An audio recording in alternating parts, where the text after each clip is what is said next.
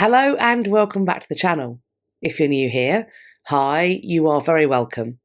This is Reading the Past and I'm Dr. Cat.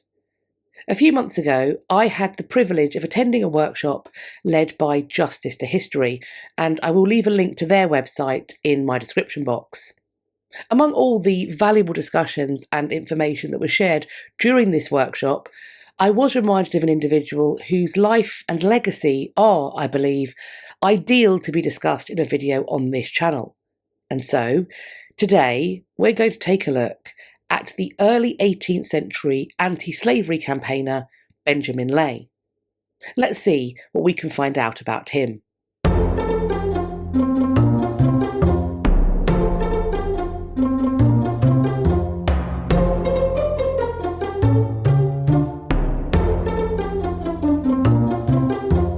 If you do a Google search for information about the abolition of the slave trade in Britain, two of the top results you'll be presented with are from the websites of the Royal Museums Greenwich and the BBC. Both of these sites date the beginning of the campaign to abolish the slave trade to the late 18th century. The Royal Museums Greenwich website states that, quote, "The campaign to end slavery began in the late 18th century. As the trade in enslaved people reached its peak in the 1780s, more and more people began to voice concerns about the moral implications of slavery and the brutality of the system. As early as 1776, the House of Commons debated a motion that the slave trade is contrary to the laws of God and the rights of men, while the BBC site explains that, quote, "From the 1770s in Britain, a movement developed to bring the slave trade to an end. This is known as the Abolitionist movement." However, Benjamin Lay, who is of course our focus for today, was campaigning for many decades before this point. Indeed, he would die more than a decade before the dates offered by both of these websites as having been the start point of the abolitionist campaigns. J.R. Oldfield's entry on Benjamin Lay in the Oxford Dictionary of National Biography asserts that Lay was born in Colchester in Essex on November the 26th, 1681. If this date of birth is correct, that would mean that this Tuesday just gone, as I'm going to premiere this video on November the 29th, 2024, would have been Benjamin Lay's 343rd birthday. However, there is some dispute over his actual date of birth. Some, including Lay's biographer Marcus Rediker, give April 26th, 1682 as his date of birth. Other sources give yet more dates. They include the 26th of January 1681, the 26th of January 1682, and the year 1677. It is of course possible that I've missed some alternative dates on top of these as well. There are, however, much less contested aspects of Benjamin Lay's biography. For example, his parents, William and Mary, were Quakers. Roberts Vaux' 1815 publication, which features an exploration of the life of Benjamin Lay, states that Benjamin's parents, quote, "carefully instructed him in the religious principles which they professed, but their pecuniary resources did not enable them to bestow upon their son more than the rudiments of learning, as taught in the lower orders of English schools. He was apprenticed to a glovemaker, but allegedly before he was out of his teens, and so before this apprenticeship would likely have been up, he left it and worked for a time on his brother's farm. At 21, which was at that point considered the age of adult independence, Benjamin left that profession and went to sea. Throughout his life, Benjamin would, I think, have drawn the notice of those he encountered. His presence and appearance would likely have been remarked upon by those who saw him, as Benjamin had a couple of physical differences.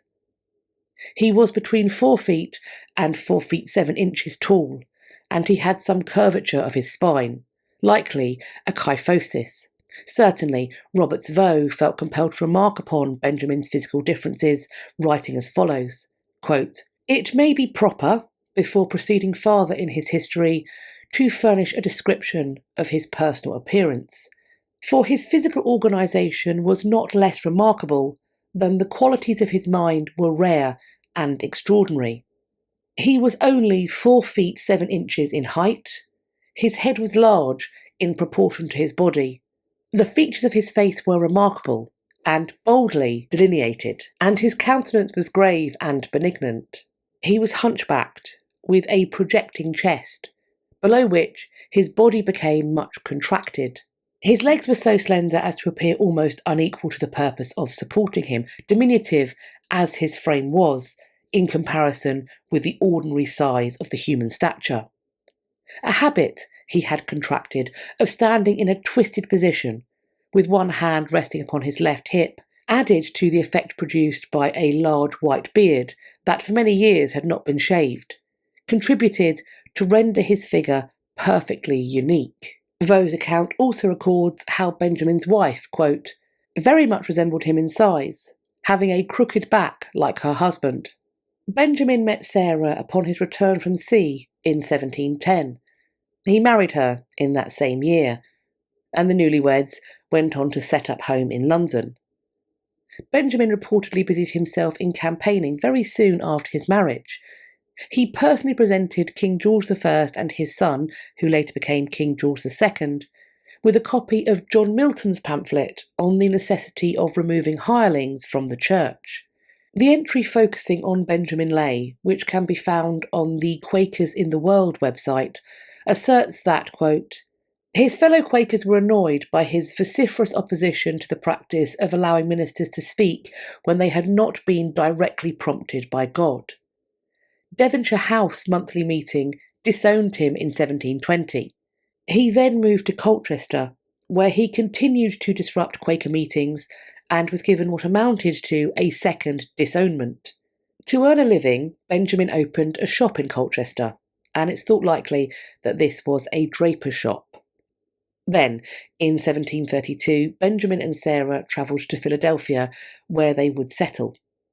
This was not the first overseas place that this couple had travelled to together, as they had also spent some time in Barbados. However, quite when they were in Barbados is something else that is debated. Some sources claim they were there for around 18 months in 1718, while others state that they were there in 1731, directly prior to their relocation to Philadelphia.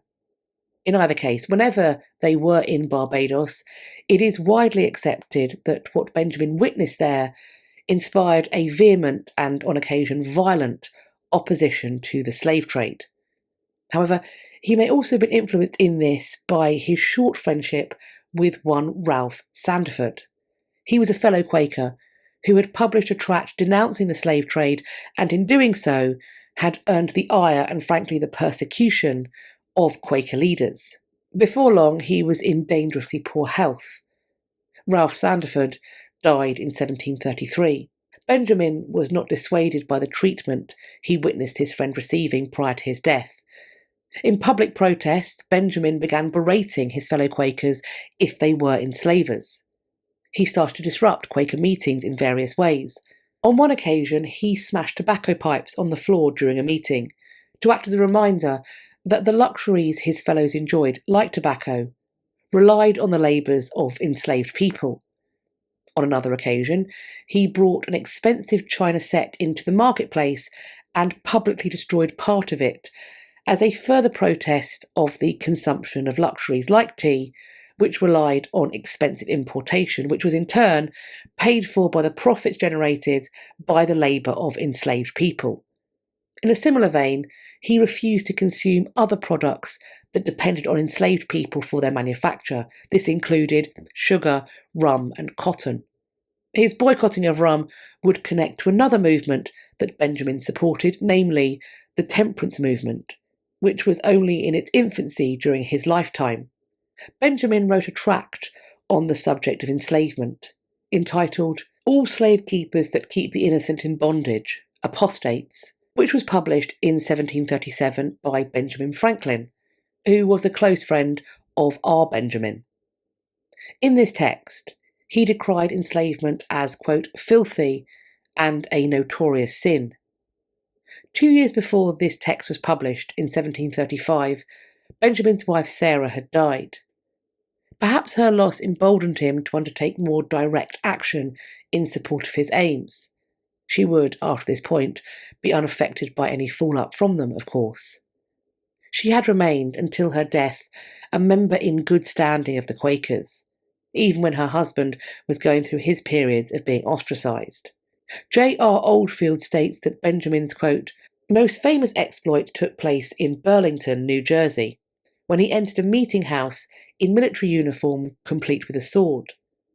After a lengthy tirade, he thrust the sword into a bladder of red juice hidden between the covers of a Bible, warning those present that holding a slave was no better than stabbing a man to death.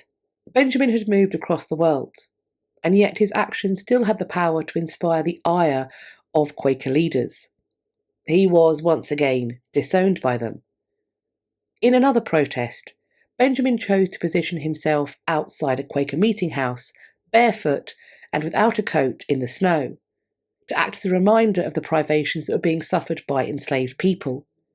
Similarly, he attempted, like Jesus Christ, to fast for 40 days, a practice which left him dangerously ill. He also apparently kidnapped a child and did not return that child until the authorities arrived at his home. The child, it should be said, was returned unharmed. Benjamin Lay asserted that this act was an attempt by him to highlight the pain that parents must feel when their child was forcibly parted from them and enslaved. In spite of being disowned by the Quakers, it seems that the way Benjamin viewed himself and his faith remained unaffected. He was reportedly, in his mind, always a Quaker.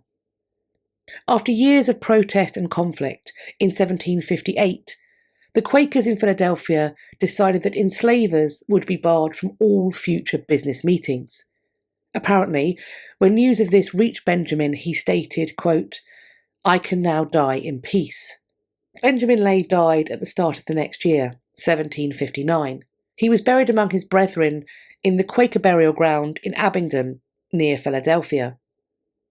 Benjamin Lay was a man of principles in the fullest plural sense of that word, because in addition to his abolitionist activities, he was also attuned to concerns about the treatment of animals. He was a vegetarian. He refused to wear anything made of leather, including boots, which must have been a tough ask. Indeed, I have been unable to narrow down quite what his footwear was made of. He may have made his boots himself, as he was known to make his own clothes. This, of course, allowed him to avoid garments that were made in ways that he found to be objectionable, namely, as products of enslaved labour. Of course, making his own clothes also allowed him to be sure that no animal skins could sneak their way onto his person too. In 1737, he produced another tract. This one called for reform in the criminal code. Benjamin wanted to see an end to the use of the death penalty. Just before we wrap up, I would like to share a paragraph from the introduction of Marcus Rediker's biography, entitled "The Fearless Benjamin Lay, the Quaker Dwarf who became the first revolutionary abolitionist." Quote, "Benjamin Lay is little known among historians. He appears occasionally in histories of abolition, usually as a minor, colourful figure of suspect sanity. By the 19th century, he was regarded as diseased in his intellect, and later as cracked in the head. To a large extent, this image has persisted in modern histories. Indeed, David Bryan Davies, a leading historian of abolitionism, condescendingly called Benjamin a mentally deranged, obsessive little hunchback. Benjamin gets a better treatment by amateur Quaker historians, who include him in their pantheon of anti-slavery saints, and by the many excellent professional historians of Quakerism. He is almost totally unknown to the general public. But why might this be? What could be behind Benjamin Lay's legacy being in the state that we find it in today? Well, we know that his campaigning, in the various forms it took, was unpopular during his lifetime. After all, it did lead to him being cast out on numerous occasions by much of his community. However, while Benjamin Lay was alive, he was, as we have seen, very hard to ignore. It was perhaps even harder still to diminish all his labours as nothing more than the ramblings of a madman, because at that point he was alive, able to answer any of those accusations, both orally and in print. After his death, though, did it perhaps become easy for those who disagreed with him to conflate his physical differences with an impairment in his reasoning? I mean, I don't think this is too far of a reach. After all, those who sought to prevent abolition were also able to convince themselves that a certain set of physical characteristics, namely skin colour, made enslavement justifiable. So why wouldn't another set of physical characteristics, namely short stature or a curvature of the spine, be evidence that another person should be ignored as being simply feeble-minded? Nevertheless, as Rediker points out, quote, Benjamin was by some definition disabled, but I have found no evidence that he thought of himself in any way diminished, nor that his body kept him from doing anything he wanted to do. He called himself Little Benjamin, but he also likened himself to Little David, who slew Goliath. He did not lack confidence in himself or his ideas. So what do you think of Benjamin Lay, of his life and legacy, of that posthumous reputation? As always, I'm looking forward to reading your conversations in the comments section underneath this video, but I'd also love it if you could pop an emoji or a social glyph in the comments too, because that will help to boost the engagement. And apparently, the more engagement a video gets, the more YouTube claims they share it out, and that should help us to grow our community. I'm thinking we do something revolutionary in nature for our emoji, something protest-based. I look forward to seeing what you choose. You can find me elsewhere on social media. I will leave links to all the places you can find me on the internet in my description box. Please do follow me over on some or all of those so we can continue this conversation and start some others. I do hope you enjoyed this video and found it useful. If you did, why not share it with your friends? In fact, let your pals know about the channel. Please tell me you like this video by hitting the thumbs up. Please also subscribe to the channel, and if you think you are subscribed, have a check now, just to make sure you have not been mysteriously unsubscribed against your will. While you are there, checking, subscribing, maybe resubscribing, please do hit the bell icon that sits beside the subscribe button and then select all in the drop-down menu that will appear, and that way YouTube allege they will tell you when I've next uploaded, but also when I'll next be going live, which I'll be doing very soon. I'm just figuring out those final dates. It's very difficult with the little one. And then I will be talking about the history news. You are not going to want to miss that. We have, of course, got our failsafe. If you head to my website, it is www.katrinamarchant.com. And if you head over to the contact page on that website, you will find a little box. Put your email address in that box, hit submit, and that way I will add you to my list and be able to send you out an email once a week to let you know what I've been up to, but also to send you some useful links for my content for the coming days. I hope you're going to have a great day whatever you're doing, and I look forward to speaking to you all in my next video.